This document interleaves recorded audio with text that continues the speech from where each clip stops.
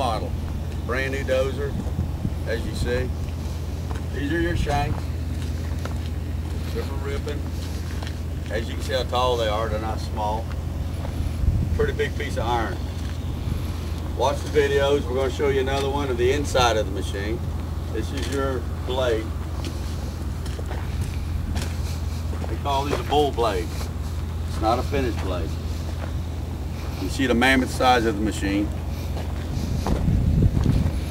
I'll show you the inside on the next video.